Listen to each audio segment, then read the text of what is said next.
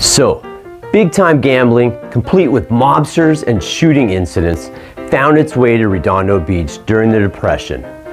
Chip games, bingo parlors, and a casino were run in full view of the law between 1936 and 1939. But for a fare of 25 cents, a water taxi would transport a visitor to the gambling ship Rex, which operated 3 miles off the coast of Redondo and Santa Monica.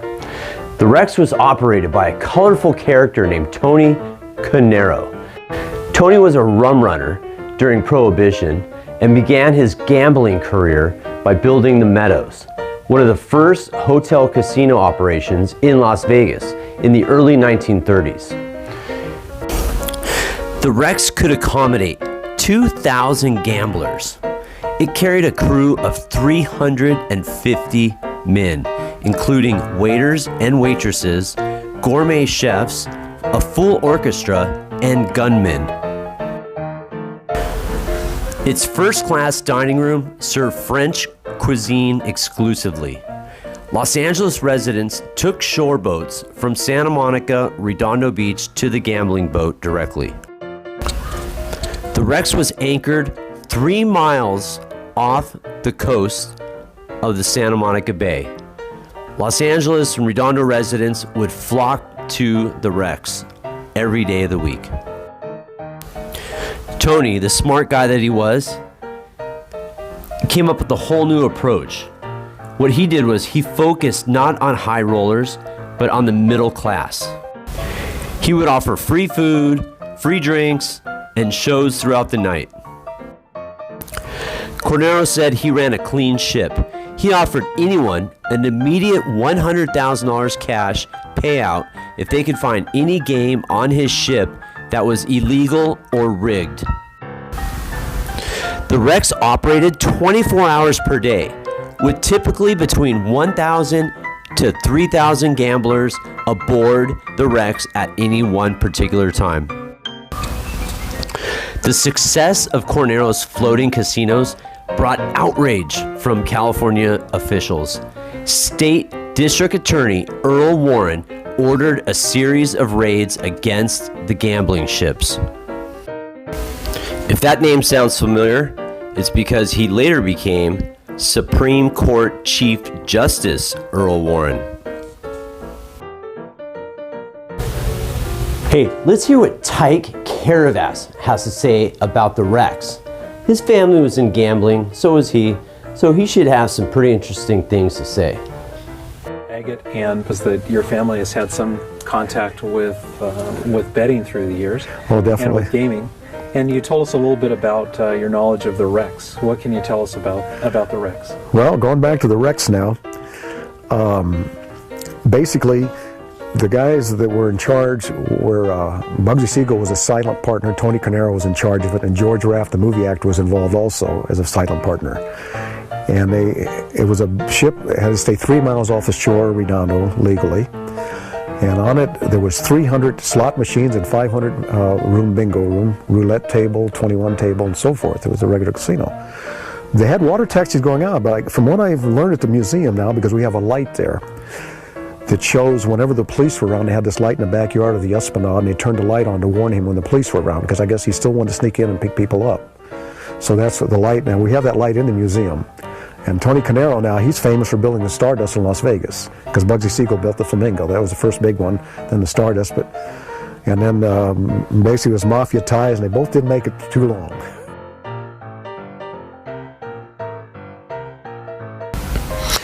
So it didn't take long for anti-gambling ship forces to take notice of the Rex.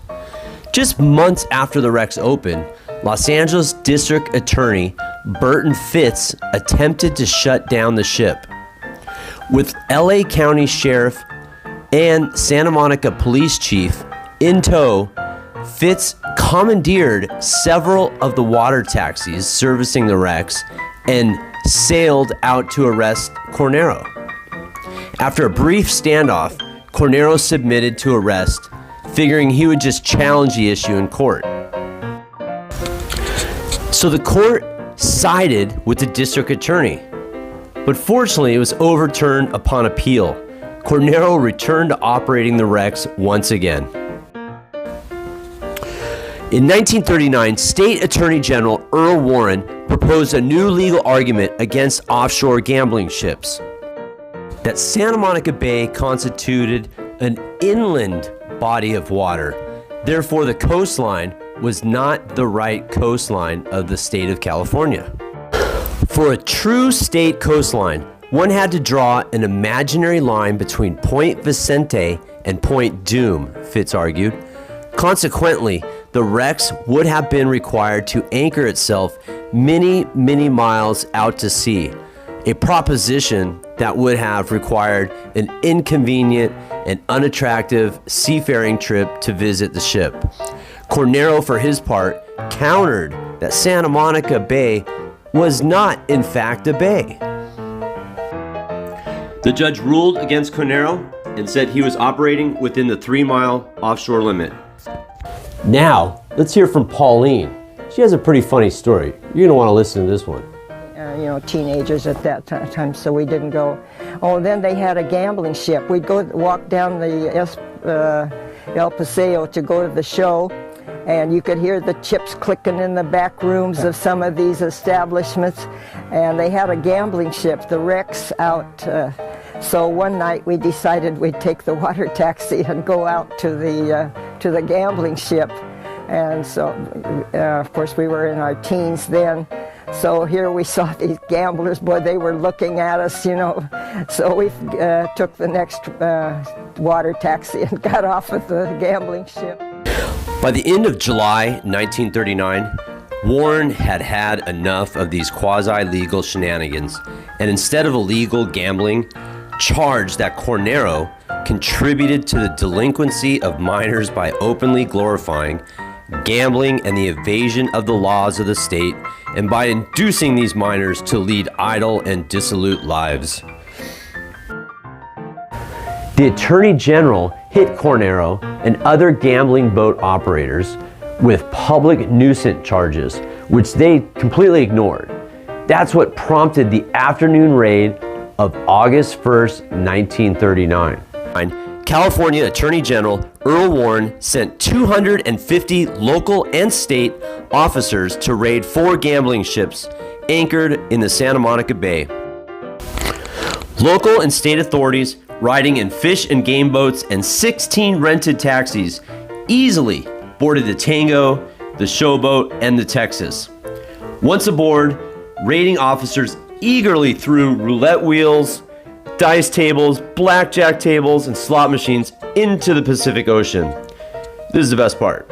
Upon approaching the SS Rex, officers were greeted with armed gunmen and high-pressure fire hoses.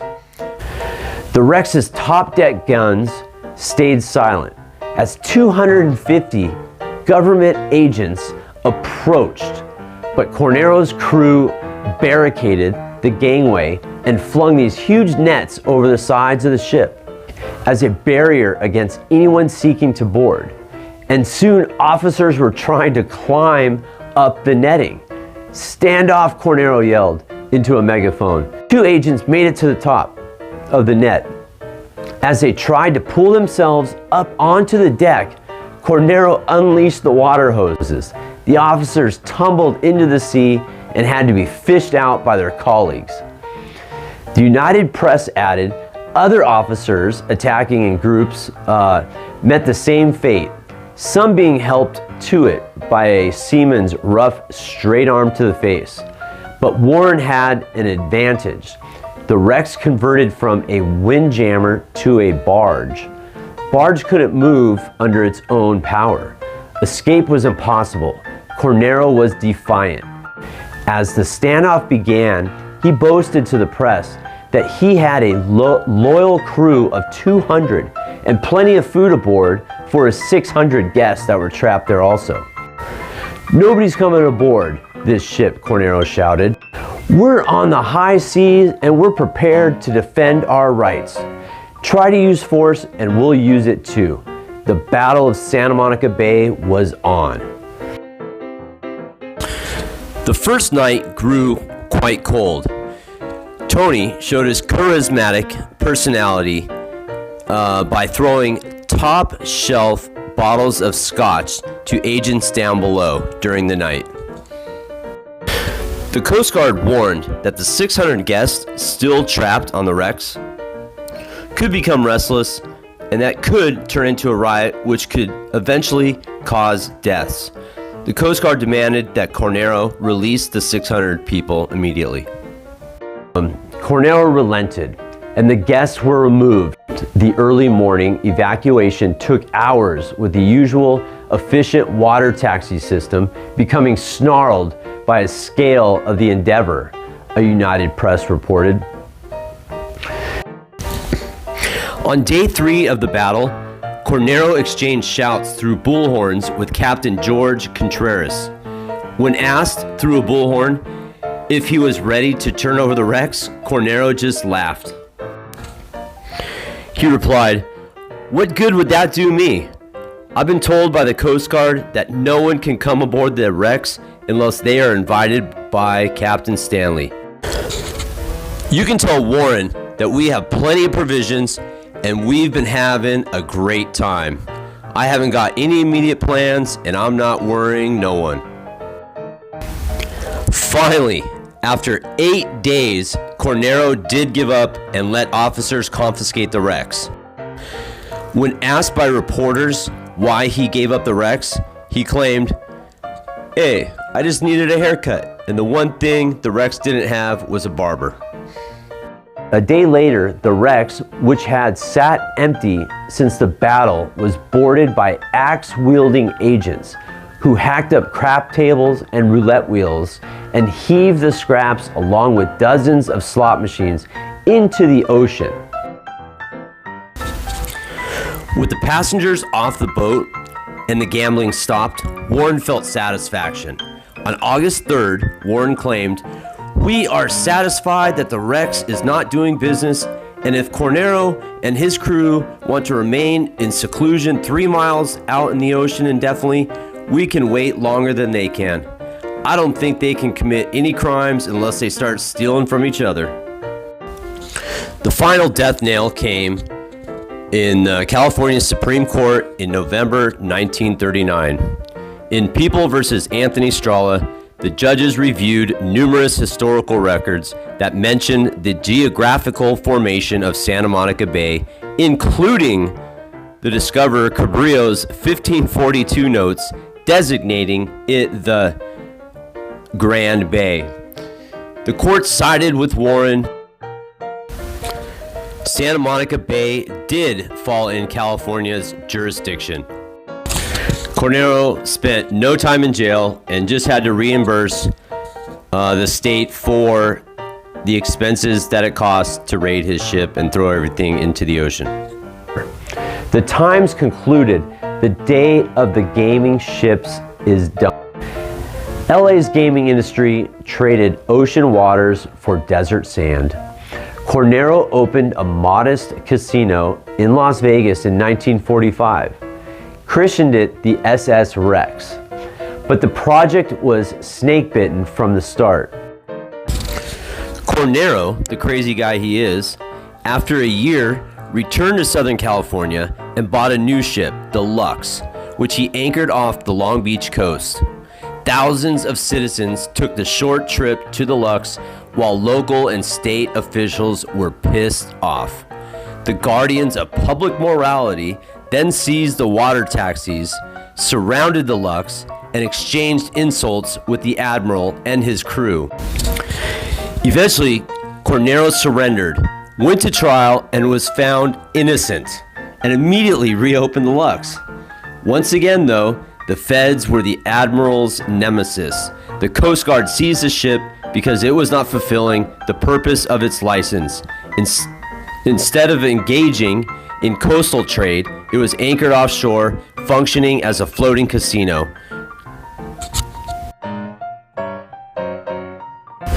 Tony Carnello moved to Vegas, was halfway completing the Stardust Hotel when he owed some investors money. He mysteriously died at age 73 at the craps table. What a colorful character we have associated with Redondo Beach. Pretty cool stuff.